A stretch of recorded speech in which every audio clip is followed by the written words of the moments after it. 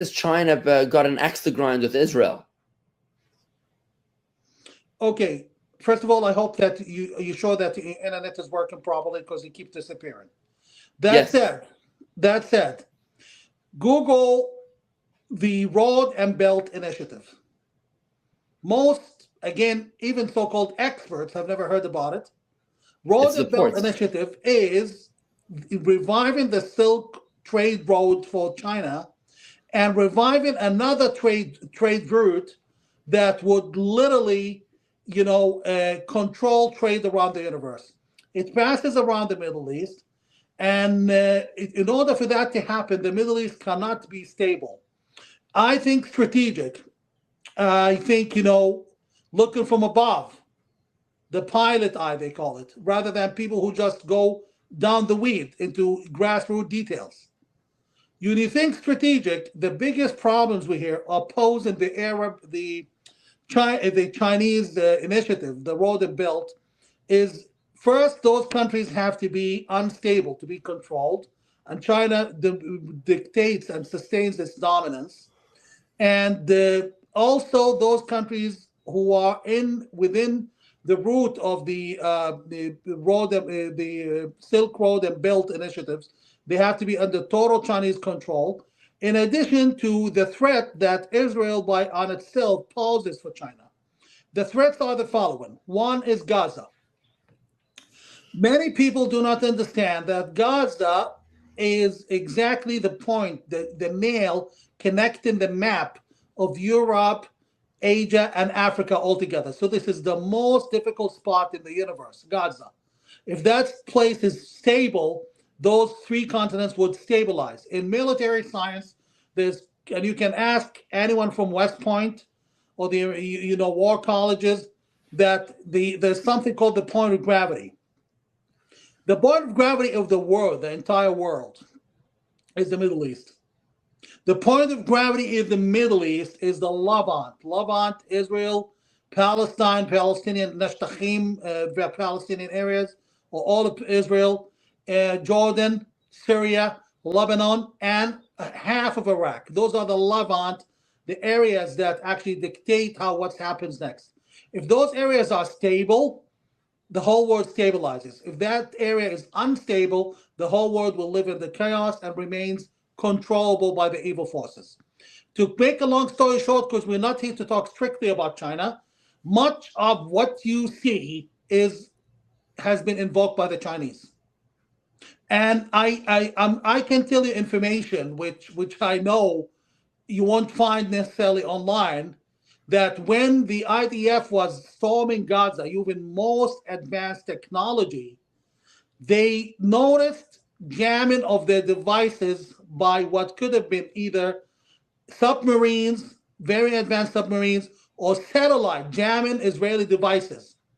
And I will leave your imagination to think who were the suspects behind that. No Arab country has that technology. So there are very few, like two suspects. The suspects were, and I can tell you what soldiers and generals have told me. The suspects were either China or Russia. So So, Mudar, who allow could me it to be? understand. So, China has an interest in creating volatility in the Middle East, volatility in the Levant. Why wouldn't they just try to seduce Israel into their Silk Road like they do with all the other countries? Why would they want to have these countries at war with Israel? Well, they've done a lot of good work trying to seduce Israel. 5 months ago, I was in Haifa. You go to the Haifa seaport, you will find, thanks to Hamas and the Houthis in Yemen. By the way, the Houthis are controlled by the Chinese too. This is Mm. not a theory. The Houthis have excellent relationship to the Chinese in Yemen. So they rendered the seaports for Israel unsafe, except for one, which is the Haifa seaport.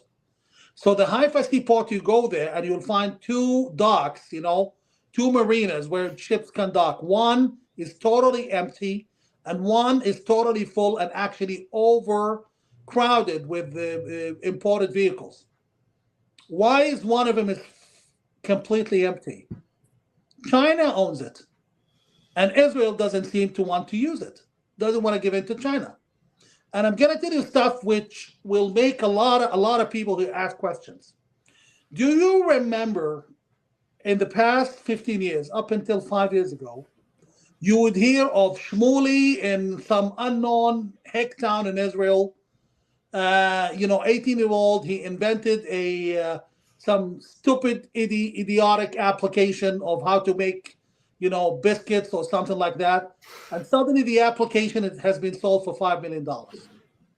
And people like, oh, yes, there's incredible innovation in Israel. But there was a point where China was basically China was drowning Israel with its own investment of technology. Those investments were not because they love Israeli technology. Trust me, they've stolen a lot of Israeli technology. They're using, and this is everything I'm telling you here now is stuff you will not find anywhere in public. A lot of the Israeli technology was stolen and used in Chinese fighter jets. This came from Israel. That said, it's stolen. They have not paid for it. At the same time, the reason they were buying those companies left and right, and I'm talking billions of dollars, is also to control certain people in Israel. They were not able to do it because Israel has one of the best intelligence apparatus in the world.